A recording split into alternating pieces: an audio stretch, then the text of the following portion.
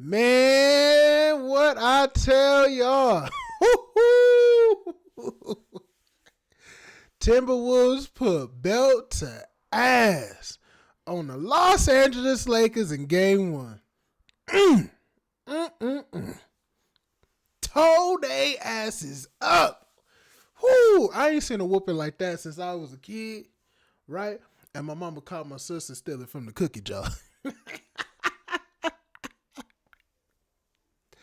Nah, it's just game one though, man. But Colin Cowherd, of course, he got an instant reaction. So I got an instant reaction. Like and comment at the door, man. Let's get started.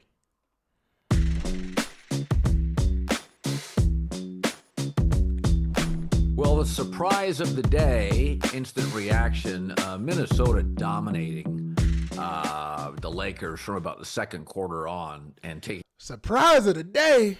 Now, Colin. Surprise to who? Who might be surprised in this situation right here?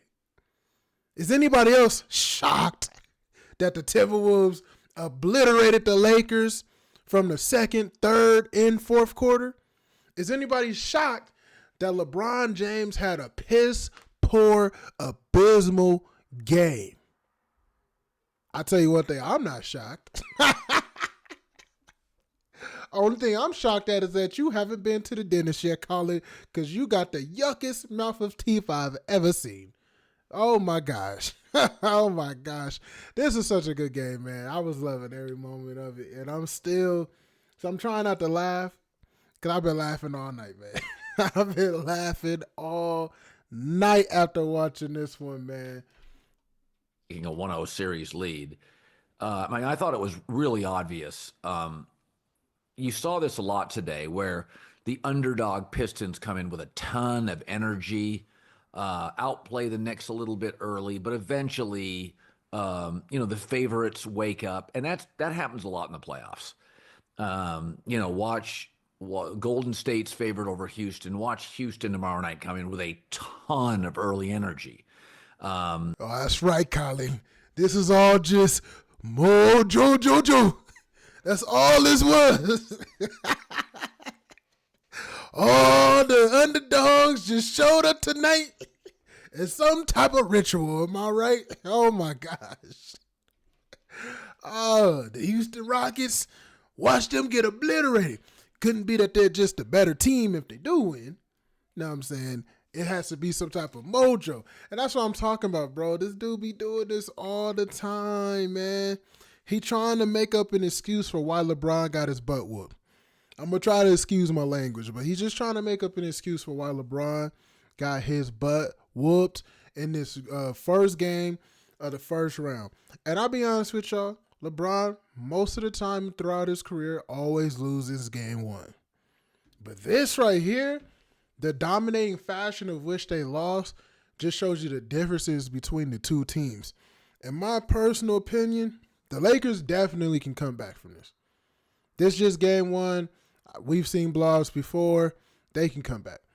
But the holes that they have in their game were so glaring in this game that you got to look. Everything, basically the reason why I'm laughing is because everything that I talked about when I talk about the downside of this team was just for sale and all shown and exploited in the first game of the first series of the playoffs. Austin Reeves, him and his gimmicky ass shooting, his, dribble tween, foul baiting. You don't get those in the playoffs. That's what I've been saying all season long, right? Exactly. LeBron only showing up towards the fourth quarter, first, second, and third. He's afraid to score. He's basically sitting there, and then let's be honest, just a negative for his team all over. That's what you saw. Him half-assing on defense, you saw that all game long. All the downfalls. Vando, there for you defensively, but offensively can't shoot his way out of a paper bag. This dude missed a wide open put-back layup. Somebody passed on the ball. He was basically right there. It was a defender next to him, but not close enough. His hands were literally on the backboard, and he still missed the layup. This dude cannot score at all. And we saw, 3 seasons ago when they played the first season that we got Vando. We saw in that season that he's a liability in the playoffs. There's a lot of times where it's just hard to have him on the floor. But for the Lakers this season, you need him on the floor. And the reason why you need him on the floor is because he's one of the only people who keeps the defensive nucleus intact. But the Timberwolves are a big team. So it's kind of hard to play the game without him and then having all the flaws that LeBron has had all season long, as well as Luka Doncic and as well as Austin Reeves. We saw last year, Austin Reeves did not show up. We did see a full season of development from this dude all season long. But now it's the playoffs. The gimmicks are done. The refs don't call that crap anymore. And look at Reeves.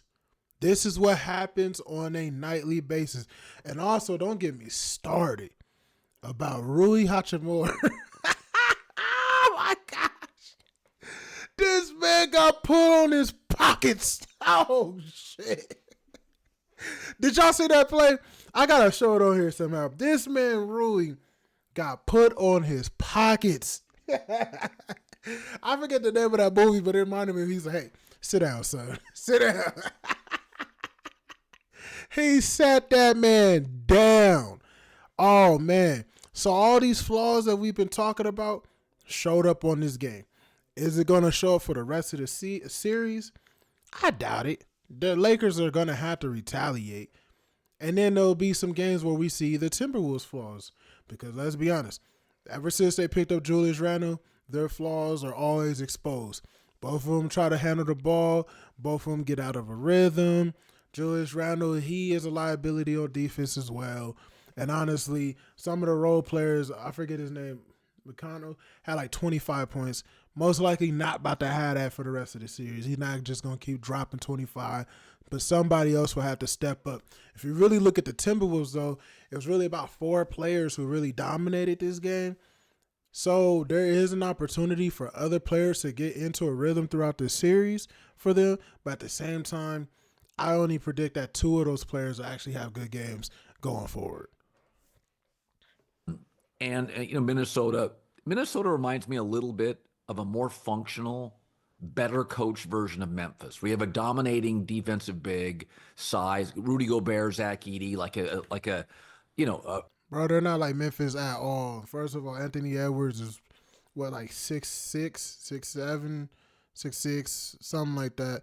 Ja Morant's like 6'2", bro, and he plays like a guard. And he's a high-flying dunker who plays no defense. Anthony Edwards plays defense. Anthony Edwards is more like a 2-guard, a legit 2-guard than anything else. This team isn't really, what are you talking about? And then Triple J, are you trying to compare him to Gobert? No. Come on, stop it. A really big rim protector. You got a lot of athletes. You got kind of a tough guy in Randall or Desmond Bain. You got a dynamic player, Ja Morant, and Ant Edwards. Ant's obviously the better player right now and had a great year shooting a 3. Minnesota's more well coached, but you got some length. You have some athletes and one really. Wait, weren't you just singing the praises of freaking JJ Redick? What do you mean Minnesota's more well coached? Or are you talking about the Grizzlies? I don't know. The Grizzlies don't have a coach last time I checked, so you can't be talking about them. So you must be talking about JJ Redick, who you always big up. Now all of a sudden JJ Redick is a trash coach? Really dynamic athlete. But I thought the difference in the game was just the Lakers did not play with a lot of physicality and a lot of intensity. I didn't think they had any rhythm offensively, and that can happen as a favorite in game 1. But you figure by the third quarter, the fourth quarter, they just never had it. The Lakers aren't a physical team anymore. They were with Anthony Davis, but they don't have any physicality. The physicality that they have would be Jared Vanderbilt, but that's just on defense. Rui Hachimura doesn't really play with physicality, not like that. And neither does Austin Reeves. Neither does Luka Doncic. Those are the guys who are going to be on the floor. You guys know in the playoffs, you only play about 6 to 8 players total. Like if you're getting into 10 different players, and I guess you just got an abundance of riches. But at most you play about 8 players consistently. What physicality outside of like Jared Vanderbilt and Gabe Vincent do the Lakers really have on this roster? I don't think that if they're leaning into physicality when it comes to this, then this is going to be a short series. Lakers in 5, but it's going to be Lakers going home in 5. If that's what you're expecting to happen.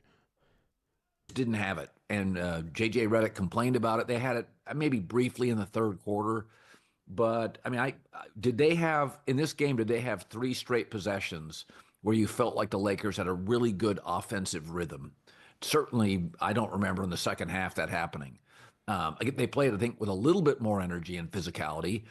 But again, Minnesota here's all week. They're going to get beaten 4 or 5 games. They come out, and they did a great job of attacking the basket, getting the ball out to open three-point shooters, and they hit over 50%. Well, I could be wrong, but it also looked like not only was they hitting their threes and just all their shots in general, they was bullying to the basket, but it also looked like the Timberwolves just had way more rebounds than the Lakers. Now, I'm going to go check real quick before the end of this video, but it looked like they had more rebounds than the Lakers. All in all, they out hustled them on every single position.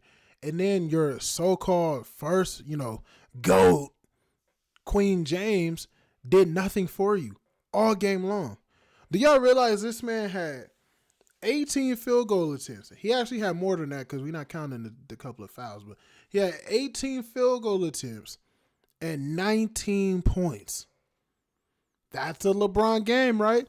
What do I constantly tell you guys in these videos? LeBron's one of the only guys, the reason why it doesn't matter whether he has 25 points or 30 points or 15 points. He's always matching it up with his field goal attempts. This dude will always have 22 field goal attempts and 24 points. Meanwhile, somebody like Luka will shoot the ball maybe 20 times, 22 times, and have somewhere between 35 to 40 points. So does Austin Reeves, because their points actually matter. There's a reason why LeBron James finished the season with a minus 0.8 in the plus minus. And in this game probably was like a minus 50 because he was freaking horrible. The Lakers lost this game because there was no LeBron, a.k.a. your king, right, to dominate like he's supposed to do if he was really the guy that you guys claim and market him as. But of course, he showed his fraudulent ways in this horrendous game, and the Timberwolves exposed it the entire game. Not only did they expose him, but they exposed the deficiencies in Austin Reeves as well.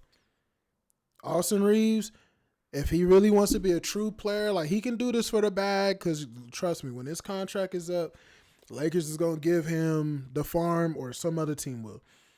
But realistically speaking, all that gimmicky shit that he do, and I like Austin Reeves. Before y'all hop in the comment section, I like Reeves. I've always been rooting for Reeves.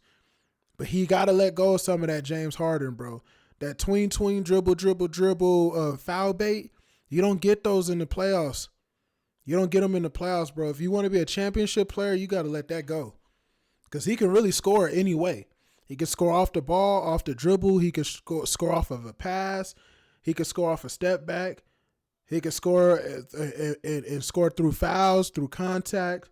He could do it all, but some of that you got to stop doing. Some of that in the playoffs, you got to stick to a game and a rhythm that makes you the quote-unquote, I'll say, third best player on this team. Even though, realistically, he's supposed to be the second.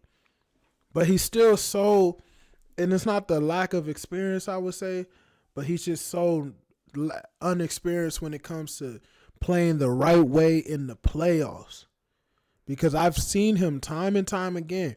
He's had games where he showed up, but he's had a lot of series where he's just dropping a bunch of nothing burgers after nothing burgers. And this is what you get when you have a gimmicky ass game like Austin Reeves has. And they just got a lot of good open looks. Sorry to interrupt this great video, but please remember to Well, then don't interrupt it. Shoot. Oh, I was about to say. kid for Minnesota. Probably got a lot of good open looks. Sorry to interrupt. Jaden McDaniels played really, really well. Young kid for Minnesota, probably better than you would expect. Ant's aunt. But I thought overall, I kept waiting for the Lakers' rhythm and the Lakers' intensity, kind of to take a next level pop, and Austin Reeves didn't do anything. Oh, their rhythm got back into it. I mean, didn't it in the fourth quarter? I mean, if you guys was watching, right? Unfortunately, it was more garbage time points like it always is when it comes to the Lakers. Just like LeBron. That's what it makes me sick about this damn team. They love to stat pad in the fourth, in the middle of a blowout game. If it's me, right? You sit LeBron's ass down. You sit him down. You sit down a lot of the starters. You get ready for the next game. This game is a wash. Now we want to go for gold and pat these freaking stats in the fourth quarter like the Lakers always want to do. Why? Because it's LeBron. Piss poor game all game long. Didn't show up in the first. He didn't even make his first shot till like the end of the second. It was like 2 minutes left in the second quarter. What is wrong with this dude, and what is wrong with you blind ass fans who sing his praises all day long? Call him the GOAT and disrespect the game of basketball. You know, for you sycophants out there, right? If you were to sit here and say LeBron's your favorite player, I don't got no problem with you. That's cool. I don't care who your favorite player is. It could be Kurt Heinrich. It could be anybody. It doesn't matter to me. But when y'all start calling this dude a GOAT, the greatest of all time, oh, that's when we got a problem, man. That is when we have a problem, because you are smoking if you think LeBron James is the best player you've ever seen and the best player of all time of basketball. Absolutely not. Do not disrespect the game. This is why we get not only series like this, people who overmarket this team, overhype this team, to call them the greatest team ever, blah, blah, blah, every day. Lakers this, Lakers that, Lakers this. Lakers aren't even really a true contender in my personal eyes. That's not because of this game. I still think they can come and bounce back in this series. But when we talk about the entire NBA, I just think it's disrespectful to overmarket a team that clearly, first of all, isn't even really built to win a championship. Let's be honest. But number two, just has a leader who clearly is a negative for his team. Every game, minus 30, minus 22, minus 25, minus 12, minus 4. Every damn game all season long. Nope, we don't see it. No, we don't see that. He's the greatest. Anybody who says otherwise, clearly a hater. And it's going to suck for you in your career when LeBron retires, because what are you going to talk about? That's all y'all say. You guys are ridiculous. Look at this damn game. Tell me it's not because of LeBron. Lucas scored a ton, but, LeBron was okay, but I just didn't feel it. It's okay. LeBron was atrocious. LeBron was despicable. LeBron was flopping all down the court as well, begging for fouls that, again, guys, you don't get in the playoffs. The gimmicks stop here, and I hope they continue to stop here. Now, if the refs, get the call from Adam Silver next game and say, hey, give LeBron whatever he wants, all of a sudden whistles are getting blown left and right, don't be surprised, because they do want the Lakers to win this series. It's basically written by now that the Lakers have to win this series. So if they have any type of chance of winning this series, they're going to figure out a way to win. So make sure that the Lakers win.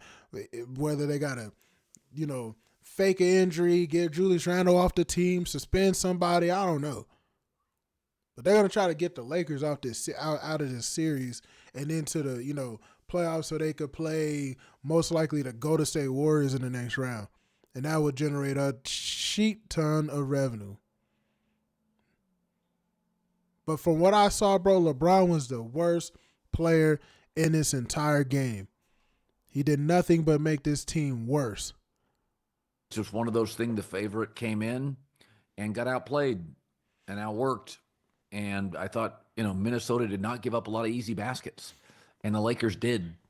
So, well, what did you expect for the Lakers, man? They've been getting outworked all season long, right? They've been getting outworked all season long. Honestly, this team was atrocious until Jarrett Vanderbilt came back from injury. Don't know why he started the season off with an injury, but he came back from injury. Then this team came back to normal. So what else did you really expect to happen with a team that basically won a lot of their games off of gimmicks and referee play? And honestly, for the last 4 seasons, referees. Y'all remember that stat last season where it was shown that the Lakers were like plus 1,500? It was like plus 1,500 more free throws than any other team in the league. So they were plus 1,500 more than like the second team in the league. And the Golden State Warriors are the worst. They get the least amount of free throws than any other team. I don't even know if that stat is still valid to this day. But I remember seeing that last year and for the last 2 to 3 seasons. This team depends on the referees to win games. And the problem is they changed the pace and intensity in the playoffs, which the Lakers do not spend their regular season building for. They just expect LeBron to hit, what was that crap called? 0 dark 30? They expect him to hit that crap, and then all of a sudden the Lakers are supposed to be some great team. Meanwhile, the biggest problem with him doing that and upping his intensity for the playoffs is that he spends all season long not preparing his team for when he wants to do that. They spend all season long practicing bad habits. And then the playoffs started, and all of a sudden, all the habits are just supposed to just disappear out the blue. And that's what I mean about this game. This game right here was just particularly a bad habit game for the Lakers. You saw all their flaws exposed. Can they come back? Of course. Will they come back? We'll see. Oh, it happens. Again, Minnesota moving off Karl Anthony Towns for Julius Randle, my take is I don't love either in the postseason. Karl Anthony's a very gifted offensive player. Julius Randle's a tough guy, a really hard worker. But both their ceilings, I don't know, man. I hate hearing the whole tough guy thing for Randle. I'm not saying he's not, but like you gotta be more of a two-way player. To me, tough guys are always defenders of their team, like the best defensive player, like Draymond Green, for example, and that's just not Randle. Like, it's sad that Rudy Gobert is not their tough guy because he should be, but Randle's more like offensively minded. I'm not saying he doesn't play defense. He's just he's middle of the pack to me, and I think if you're gonna be the tough guy, you gotta be like more of a lockdown defender. You feel me, to be that guy. So I don't know. This just sounds like a narrative Collins just making up just for the fact of making it up. Karl Anthony Towns gets worked defensively, and Julius Randle has a ceiling offensively. But they're a little bit like last year, and where they're just a well-coached team with some depth of athletes. And, if you don't come out to play in this league, listen, the Knicks were in a dog fight against Detroit, and then younger Detroit, New York started hitting threes. New York started getting a lot of turnovers by the Pistons late. Then all of a sudden, the Knicks transition game is in lockstep, and they just blow them out. And that game got ugly in about a 5-minute burst. So you kind of felt, you're like, come on, ignite it. And then the Knicks did. Defensive intensity, started turnovers, from the turnovers transition. They went on a run, Knicks win. I kept waiting for the Lakers to do that, but they just didn't have any in defensive intensity. I just didn't sense it. A little better in the third, but not. Yeah, but look, I think that's kind of disrespectful to Detroit. And like, don't get me wrong, everybody's used to disrespect to Detroit. They've been trash for years now. Let's just be honest. So if you still disrespected Detroit, I'm not even mad at you. But if you were like kind of under a rock this season, they actually, they got their stuff together. Stella got her groove back. Kay Cunningham really developed this season. Some of their draft picks that they gotten over the last couple of years have been turning out. You get me? And when I look at the Pistons, I just think that they're a team that's going to be on the up and up. They should have gave the Knicks a dog fight. The Knicks aren't really that type of team to me that really is championship bound. Sorry, they're like they're like above middle of the pack because they have really good role players. But at the same time, Detroit has really good role players too. Like Dennis Schroeder is a winner to me. Like everywhere Dennis Schroeder goes, if you notice, he brings W's. He's the player that you want coming off the bench as your guard. There's no reason for why the Lakers, outside of I think him and LeBron gotta have some type of issue because the Lakers should never let Schroeder go. Schroeder is a winner to me. You feel me? You put him on Detroit, that's a great move. Jalen Duran, great move. We all know what Malik Beasley does. He's a solid little role player, plays a little defense. But them having Asar Thompson, come on, bro. Tobias Harris, pretty solid power forward. You feel me? Like he got a lot of disrespect in Philly, but I just think that a lot of that is not only is it just fit, but for what Detroit needed because they didn't need him to be a star or your second best player. Like you really got a good move. Like you got Jaden Ivey, you got a lot of players over there in Detroit. That Tim Hardaway Jr. Think about that. Like when you really look at the Pistons, they did a great job at getting the winning role players. Those 6th, 7th, and 8th men off the bench, those 4th and 5th men that you needed on your team. They did a good job at picking those up this year and moving towards a playoff run. And then on top of that, taking into account the weak ass East, so you're playing in a weak conference. I just think that they're not better than the Knicks, of course, and the Knicks have I would say the experience. Kinda, but yeah, the experience, Karl Towns, Jalen Brunson. But it's although they're not better than them, they're a team that still is going to be a hard beat. I don't see Detroit being an easy beat in the first round, although I do see them losing in the first round. I just don't see it being an easy blowout. Even if they lose in 5 or 6, every game is going to be a tough match. You get me? Because yes, they're still young, so it's not, they should not win. If they win this series, something's wrong in New York and they're going to implode. But they should show you their heart and then gain the experience that they're going to need for years to come because this team is on the rise, man. Shout out to them for figuring it out because they were just the laughing stock of the league last season. That type of turnaround doesn't happen too often. Not like that. Not good enough. So that's the upset of the day. Indiana won. I thought that would be the case. Knicks won. I think the 2 series. I just think it's goofy that he says that that's an upset. Like Minnesota winning game 1 should not be an upset to anybody outside of the fact that they played at the Lakers' home court. And speaking of that, shout out to LA because. And I knew this because I've been watching the Lakers for a long time, but this is their first home game, game 1 home game in the playoffs since 2012. Since Kobe tore that Achilles, right? I remember that year too. Kobe tore his Achilles, and they played. Actually, no, it wasn't that year. It was the year before that. It was 2012. That was 2013. My apologies. But yeah, since 2012, bro. And this team in this city, I think they've just been needing that. You need stuff like this to keep the city going, man. We haven't really had playoff games because even that year that the Lakers had the number 1 seed and won the championship, all of it was COVID, so there were no home games. No home games. You guys were in that bubble. The year after that, AD got hurt, and the Lakers, I think, were like the 6th seed. 5th seed, something like that. They weren't a good team. Actually, they were in a play-in, if I remember correctly.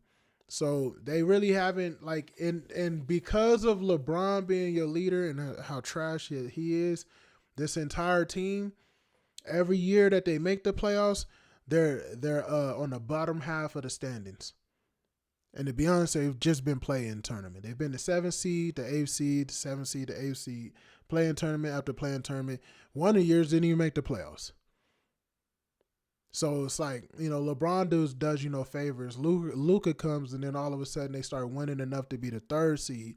But at the same time, like I've been saying, the standings are only, the game differences has only been about, it's a 2-game difference between the 3rd seed and I believe the 6th seed, dude. But shout out to LA, finally having a home game since 2012, since Kobe. So since greatness, I should say, was on this team. That are going to be, well, now the Lakers, Minnesota is going to be interesting. But I think Nuggets, Clippers feels very, very even. Whereas the Nuggets have the best player and the Clippers have, to me, better coach, better defense. So that series is going to go 6 or 7. And I think the Warriors, and the NBA thinks this because they put it in Sunday night, the Warriors Rockets is going to be fantastic. I mean, just, diametrically opposed. A small team with old, cagey veterans and a young team with athletes and length. I'm going to leave it with that, man. I really hope that the Warriors do win that series just because I like Steph Curry, honestly. And honestly, he's always had this type of formula and nucleus whenever he wins the championship. A good, solid wing player, a 2-guard. Like, look at it. It's always been like think about it. It's been Steph Curry. He'll have like Clay, whether Clay is good or bad. Then he'll have a wing like Andrew Wiggins or Kevin Durant, even Harrison Barnes, who shows up, shows out, gets the job done. And then, of course, Draymond and Kevon Looney. Like, that's been the nucleus with a great, pack of bench players. And when you look now, I know everybody's crapping on Jonathan Kuminga. Still a great player. They have a pretty solid bench, not compared to like the Sean Livingston and Iguodala days, of course. But when you look at their team as a whole, this is the nucleus. You got Jimmy Butler, who, in the playoffs, I would say is one step below KD maybe. But, and then a lockdown defender on top of that. Let's see how he plays. And then you just swapped out an old Klay Thompson for a Buddy Hield. Now, you're not going to get the dividends and the benefits that you get on defense when it comes to Klay Thompson, but you still got a sharp shooter. And then it's like, look at Kuminga off the bench. Draymond Green's playing like he should win Defensive Player of the Year. Well, you don't really have Kevon Looney, he kind of washed, but you have really the same nucleus that Steph Curry always uses when he gets to the finals. So even though he's the 7th seed, I wouldn't be surprised if he got himself to the finals. Now, I would be surprised if they beat the Celtics and won, but if it's the Cavs who come out or something, I could see them winning. So shout out, and I hope they win this series. Lakers. As matter of fact, before I actually do leave, let me put this out for y'all. Okay. Wow. Here we go. Minus 22 on the plus minus. Rui Hachimura, the man who got put on his pockets, put on his back at a minus 26. 4 turnovers. Of course, honestly, that's pretty good for LeBron. Sad to say. 18 field goals attempted. 19 points. Lakers in 5. Lakers losing 5. That's what he about to be saying all week long. 44% from the field. Didn't even make his first field goal until the end of the freaking second quarter. This dude is trash. Trash. Austin Reeves with 16 points. Pitiful. Minus 25. I'm telling y'all, the gimmicks stop, bro. Look, I hope y'all made it to the end of this video because you really need to see this. Like, the gimmicks stop here, bro. You cannot be Austin Reeves or LeBron, play the way that you guys play all season long, and then just reap the benefits. Referees. 3 for 8 from 3. He did that against the Nuggets. Y'all remember that last year? Him and D'Lo. Abysmal. Free throws attempted. 3 out of 3. Cool. But pay attention. Austin Reeves is used to getting like 9 to 10 free throws a game. For him to only get 3, and let's talk about the difference there. So he gets 3 free throws, right? Let's say he would have gotten the 9 that I said he gets, right? That's an extra 6 points. That turns this 16 points into 22 points, which is right about his average. See, referees aren't giving you that BS anymore, bro. It's the playoffs. It's the playoffs. Even though Luka had a bad game, minus 12, but look at the difference. So this is the difference that I say about when it comes between Luka Doncic and LeBron James. When Luka shoots the ball 22 times, he gets 35 to 40 points. When LeBron shoots the ball 22 times, and even though in this case it's 18, he gets like 1 more point than the amount that he attempted. This dude is ass, bro.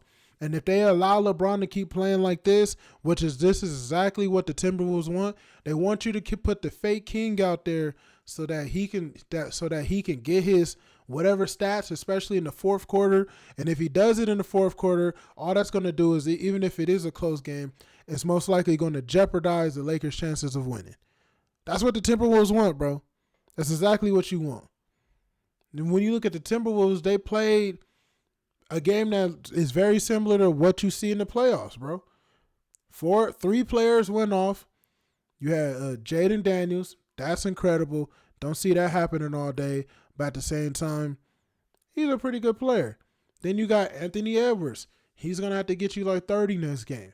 Julius Randle, 16. Okay, that's pretty good. And then you have Nikhil Alexander. No, that's not him. Naz Reid. And Naz Reid is that guy. Naz Reid always shows up. Shout out to Naz Reid, bro. But this is what you get. Look at Rudy Gobert. 2 points, great. He normally averages about 12, but that's good. Play your defense and get out the way. Get out the way. We're not throwing you a whole bunch of lobs and depending on you to win. Still a plus 14 on the column. This is what you need. This is what playoff games mostly look like. 3 to 4 players really getting theirs, and then role players getting about 9, 10, sometimes 15 points, doing what they're supposed to do. When you have teams like LeBron, everybody needs to score in order to win. Everybody got to score, and if they don't, it's curtains. Look at this. 19 points, 37 points, 16 points. The reason why they lose is because Rui didn't get his 20-something that he probably should have had. But these are the type of games you see in the playoffs. Now, let's say Jaden Daniels doesn't go off for 25 next game. It should be somebody else. It might be Mike Conley. You get me? Might be Dante DiVincenzo. But somebody else is just going to have to show up. Again, I'm going to say this. I don't really expect, I'm not saying that it's over and that, hell, the Timberwolves, they won the series. I still think we need to see a couple of more games to even have faith that that's the case, because I think the refereeing might change in this series if they see LeBron losing too much. But I will say that all of the flaws that the Lakers have had throughout this entire season showed in this game. They just showed themselves, and it basically showed its true colors. And this is the type of stuff that I've been talking about. So for everybody who hits my comment section talking that nonsense, saying all we do is hate, nope, this is the truth right here. We exposing it for you. It's right here, man. Read it in a week. That's going to do it for this video, man. See y'all game 2, man. Like, comment, subscribe, and I'm up out of here.